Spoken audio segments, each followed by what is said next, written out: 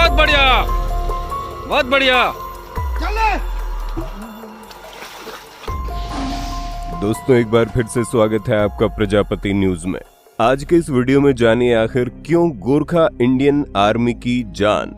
दोस्तों क्या आपको मौत से डर लगता है?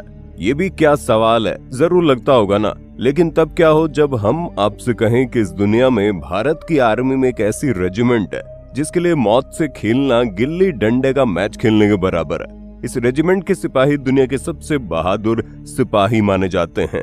हम बात कर रहे हैं गोरखा रेजिमेंट की, जिसमें शामिल होने वाले जवानों को गोरखाली कहा जाता है। और जब आप इनकी बहादुरी के किस्से सुनेंगे तो आपके पैरों तले जमीन खिसक जाएगी। ये भारतीय जवान एक बार अगर अपना हथियार निकाल ले तो दुश्मन का खून बहाए बिना उसे वापस नहीं रखते। तो आखिर क्यों होते हैं ये इतने ज्यादा बहादुर, और क्या है इनकी बहादुरी के पीछे का राज?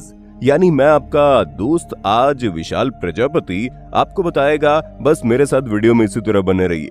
लेकिन हाँ, वीडियो शुरू करने से पहले एक छोटी सी रिक्वेस्ट है। वीडियो के नीचे रेड कलर का सब्सक्राइब बटन दिख रहा होगा, उस पर क्लिक करके सब्सक्राइब कर लें। और साइड में बेल आइकॉन भी दिख रहा होगा, उस पर भी क्लिक कर लें ताकि आपको वीडियो मिले सबसे पहले। दोस्तों भारतीय रेजिमेंट में गोरखा सिपाहियों को बलिदान का दूसरा नाम माना जाता है, क्योंकि देश पर जब कोई बड़ा संकट आता है तो सबसे पहले गोरखा रेजिमेंट के सिपाहियों को याद किया जाता है। अपनी वीरता के लिए मशहूर गोरखा कि ये सिपाही देश के लिए मर मिटने से पहले एक पल भी नहीं सोचते। तभी तो अंग्रेजों के शासन के दौरान वर्ल्ड वॉर के समय ब्रिटिश आर्मी ने इन्हीं गोरखा सिपाहियों के बल पर हिटलर की नाजी आर्मी की बैंड बजाकर रख दी थी। दोस्तों गोरखा भारतीय आर्मी की इन्फेंट्री रेजिमेंट है, जो कि नेपाल मूल के गोरखा सिपाहियों को शामिल करके बनाई गई है। अगर हम इसके इतिहास की बात करें तो दोस्तों बताया जाता है कि पंजाब के राजा रणजीत सिंह ने साल 1809 में गोरखा सिपाहियों को अपनी सेना में शामिल किया था। और ये पहली बार था जब इन सिपाहियों को नेपाल के बाहर किसी सेना में शामिल किया गया था। और फिर साल 1815 में ईस्ट इंडिया कंपनी के द्वारा गोरखा के इन जवानों को ब्रिटिश भारतीय सेना में शामिल कर लिया गया।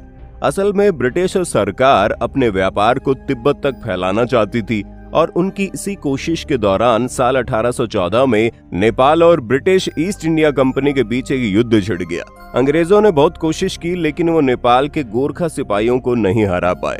और तब दुनिया ने पहली बार गोरखा सिपाहियों की बहादुरी और निडरता को देखा था, क्योंकि संख्या में बेहद कम होने के बावजूद भी नेपाल के इन वीर सैनिकों ने ब्रिटिश सिपाहियों को कड़ी टक्कर दी थी। इतना ही नहीं, ब्रिटिश आर्मी युद्ध में गोरखा सिपाहियों की ताकत और वीरता से इतनी प्रभावित हुई कि उन्होंने उसी समय इन वीर जवानों को ब्रिटिश भारतीय सेना में शामिल कर लिया। और तब से लेकर अब तक गोरखा सिपाही भारतीय सेना की जान है। वैसे दोस्तों गोरखा के ये जवान इतने ज्यादा बहादुर हैं कि भारत और नेपाल के साथ साथ लंबे समय से ये ब्रिटिश आर्मी का भी हिस्सा बने हुए हैं।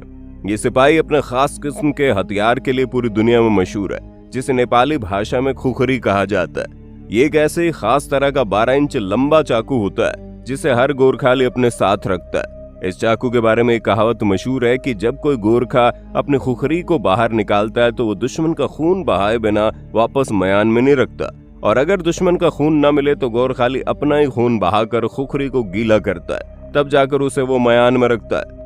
हालांकि ये बात भी बहुत ज्यादा प्रचलित है कि गोरखा रेजिमेंट में खास किस्म की जाति के लोगों को ही शामिल किया जाता है, लेकिन दोस्तों ऐसा बिल्कुल नहीं है। गोरखा किसी स्पेशल जाति के सिपाही नहीं होते, बल्कि इनमें पहाड़ों पर रहने वाली अलग अलग जातियों के लोगों को शामिल किया जाता है। आपको बता दें, नेपाल के पहाड़ी इलाके में गोरखा नाम का एक जिला है, जो कि ऐतिहासिक रूप से योद्धाओं की जन्म भूमि माना जाता है। और इसी जिले के अंदर सुनवार, गुरंग, राय, मागर और लिंबू जैसी जाति के लोग रहते हैं, और इन्हीं में से किसी भी जाति का व्यक्ति गोरखा सिपाही बन सकता है। पर दोस्तों गोरखा सिपाही बनना इतना भी आसान नहीं है।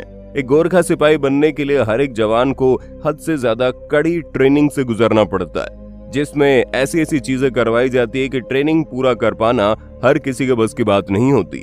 यही वजह है कि दुनिया में बहुत ही कम लोग ऐसे हैं जो गोरखा सिपाही बन के खुखरी चलाने की हिम्मत रखते हैं।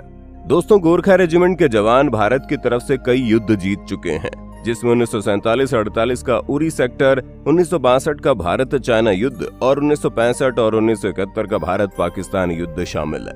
कहा जाता है गोरखाली जब किसी भी युद्ध के लिए मैदान में उतरते हैं तो वहां पर उनकी एक अलग ही छाप देखने को मिलती है। चारों तरफ दुश्मनों का खून ही खून नजर आता है। और बहुत कम गोरखाली दुश्मनों के हथियार का निशाना बन पाते हैं, क्योंकि इन्हें इतनी जाबाजी से दुश्मनों की जान लेनी आती है, उतनी जाबाजी से अपनी जान बचानी भी आती है। इनके पास न केवल निडरता और ताकत है, बल्कि युद्ध में लड़ने की कौशलता भी है, जिसकी वजह से गोरखाली युद्ध नहीं हारते।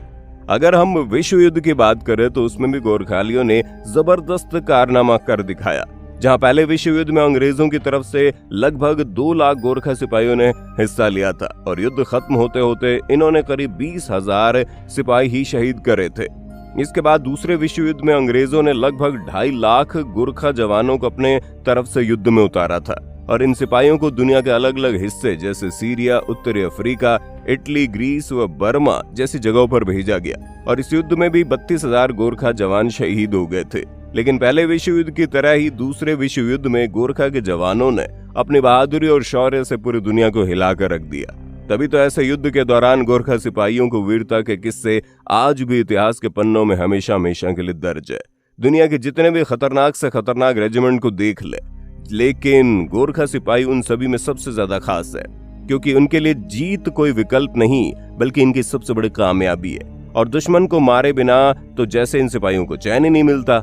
जैसे कि आप लक्ष्मण गुरुंग नाम के गोरखा को देख लो, जिन्होंने अकेले के दम पर 200 जापानी सिपाहियों का सामना कर विश्व युद्ध में अंग्रेजों का बड़ा साथ दिया था। और ये वजह है कि पूरी दुनिया किसी से डरे या न डरे, लेकिन गोरखा सिपाहियों का नाम सुनकर हर किसी के पसीने छूट जाते हैं। तो दोस्तों, अब तो आपको गोरखा सिपाहियों की ताकत का अंदाजा लग गया होगा। बाकी आपका वीडियो के विषय में क्या ख्याल है, कमेंट में बताइए। और इसी तरह की वीडियोस को देखते रहने के लिए हमारे चैनल को लाइक, शेयर, सब्सक्राइब करना ना भूलें। और हाँ, हम फिर मिलेंगे नई वीडियो में, तब तक के लिए जय हिंद, जय भारत। दोस्तों, आपकी स्क्रीन पे 2 और वीडियोस दिख रही हैं, जिसे देखने के लिए आप इस स्क्रीन पर क्लिक करें। दोनों देखिएगा, बहुत अच्छी वीडियो बनी है।